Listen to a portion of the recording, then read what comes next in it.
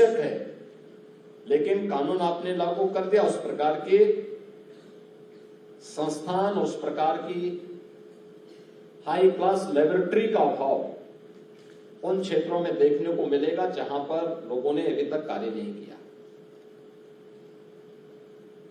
2017 के पहले उत्तर प्रदेश की स्थिति क्या थी, ये किसी से छुपा हुआ नहीं। उत्तर प्रदेश के नौजवानों के सामने पहचान का संकट था, कानून व्यवस्था पूरी तरह ध्वस्त थी, गुंडागर्दी चरम पर थी, एक शरीफ व्यक्ति सड़कों पर नहीं आ सकता था, घर के बाहर आने में डरता था, दुर्दांत अपराधी और माफिया स्वच्छंद होकर के पैरेलल करते थे और दुष्परिणाम था कि उत्तर प्रदेश के नौजवानों के सामने भी, उत्तर प्रदेश के नागरिकों के सामने भी पहचान का संकट था। उस समय जब ये दायित्व उत्तर प्रदेश के अंदर, देश की सबसे बड़ी आबादी के राज्य के अंदर सरकार का संचालन करना है और मुझे दायित्व दिया गया, तो मेरे सामने सबसे बड़ी चुनौती यही थी कि हम उत्तर प्रदेश को दंगा मुक्त, गुंडा मुक्त, माफिया मुक्त कैसे करेंगे। क्योंकि उत्तर प्रदेश में तब उत्तर प्रदेश पुलिस, जो दुनिया का सबसे बड़ा पुलिस, सिविल पुलिस रखता है, उसमें से आधे से अधिक पद खाली थे।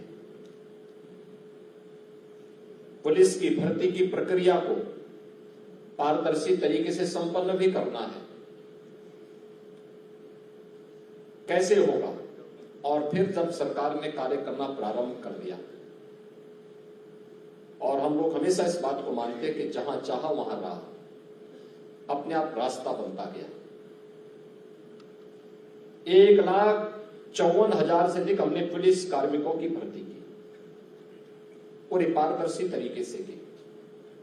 अभी हाल ही में आपने देखा होगा 60,200 पुलिस कार्मिकों की नई भर्ती की प्रक्रिया उत्तर प्रदेश के अंदर हम लोगों ने संपन्न की है।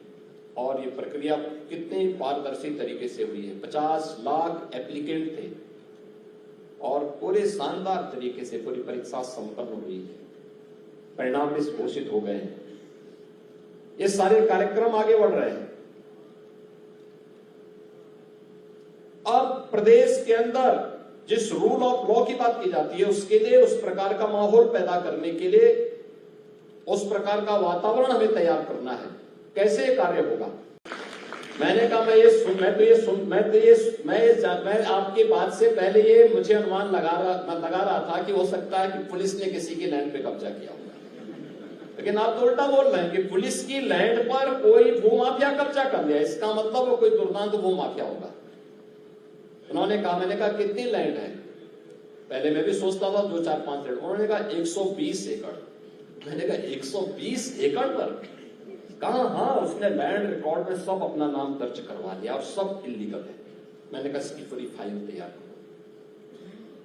और मैंने कहा फाइल तैयार करते समय याद रखना, किसी को पता नहीं होना चाहिए, कानों कान पता नहीं होना चाहिए, केवल आप और मेरे बीच में बात होनी चाहिए। जब फाइल तैयार होगी तो आप मुझे केवल देंगे और बाकी लैंड कैसे खाली होनी है वो मैं तय करूंगा। आश्चर्य करेंगे, इसी दौरान हमारे पुलिस महानिदेशक खाली तो रिटायर हो गए, लेकिन उन्होंने अपने वायदे से मुकरे नहीं। रिटायरमेंट के 3 महीने के बाद एक दिन वो फाइल लेकर के मेरे पास पहुंचे। उन्होंने कहा ये है आपकी फाइल जिसके लिए आप कह रहे थे। फिर हमने रेवन्यू बोर्ड से इस कार्रवाई को आगे बढ़ाया। जिन अधिकारियों ने रेवन्यू रिकॉर्ड में गलत तरीके से कार्रवाई को, डिग्री और पीजी के अनेक पाठ्यक्रमों को ला करके उसको आगे बढ़ाने का कार्य किया। याद रखना, हम लोग अगर समय से 10 कदम आगे नहीं चल पाएंगे तो हम पिछड़ जाएंगे। विकास की दौड़ में हमारे लिए कोई स्पेस नहीं होगा। हम आज की दुनिया को हमें समझना पड़ेगा, उसके अनुरूप चलना पड़ेगा। हम विज्ञान से और प्रौद्योगिकी से कभी पीछे नहीं हट सकते। और यह भी मान के चलना चाहिए कि हर नए कार्य का शुरुआती विरोध हुआ है, ग्रेट होने की संभावना भी आगे बढ़ती है और जीवन को उतना ही आसान बनाने में मदद भी मिलती है। और यह आज टेक्नोलॉजी के माध्यम से हम सब देख पा रहे हैं, कर पा रहे हैं। इसलिए टेक्नोलॉजी से दूर भागने की आवश्यकता नहीं, उसको अपनाने की आवश्यकता है। हाँ, उसके सुरक्षात्मक और नैतिक उपायों को भी अपने साथ जोड़ करके रखने की आवश्यकता है, उसका कोई दुरुपयोग न करें। लोक कल्याण के लिए एक सामान्य नागरिक को और अंतिम पायदान पर बैठे हुए व्यक्ति को हम न्याय प्रदान कर सकें, राहत दे सकें, टेक्नोलॉजी का उपयोग इस दृष्टि से आवश्यक है। और उस दिशा में यह नया प्रयास जब प्रारंभ हुआ तो हम लोगों को लगा कि यह इंस्टीट्यूट इसी रूप में, और मुझे लगता है इंस्टीट्यूट को केवल यहीं तक सीमित नहीं रहना कि हमें केवल डिप्लोमा या डिग्री या यहां पे पीजी के कुछ सर्टिफिकेट या उसके डिग्री यहां से वितरित करनी है। अवेयरनेस के एक विराट कार्यक्रम का हिस्सा बनना पड़ेगा।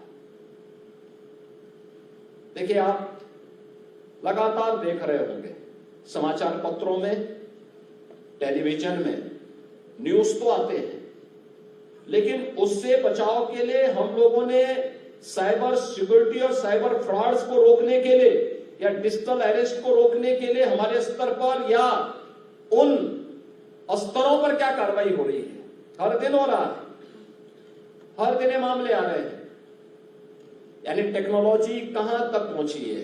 अगर अच्छे लोग टेक्नोलॉजी को नहीं अपनाएंगे, सकारात्मक सोच के लोग टेक्नोलॉजी से भागेंगे, तो नकारात्मक लोग उस पर हावी होंगे। परमाणु ऊर्जा के दोनों निहितार्थ हैं। आप उसको से एनर्जी भी बना सकते हैं, उससे एटम बम भी बना सकते हैं। ऊर्जा बनाएंगे तो लोगों को बिजली मिलेगी, लोगों की ऊर्जा की आवश्यकता की पूर्ति होगी। एटम बम बनाएंगे तो एटम बम कहीं ना कहीं मानवता के लिए विनाशकारी ही साबित होने वाला है। लेकिन यह व्यक्ति पे निर्भर करता है, किन लोगों के हाथों में ये टेक्नोलॉजी पड़ी है, किन लोगों के हाथों में आ रहा है। और ऐसे ही साइबर सिक्योरिटी के प्रश्न भी हमारे सामने हैं। ऐसे ही फॉरेंसिक सेक्टर में भी आप देख रहे होंगे, फॉरेंसिक साक्ष्यों से जुड़े हुए मामले कितने लंबित हैं, वर्षों वर्षों से मामले लंबित हैं, उसकी जांचें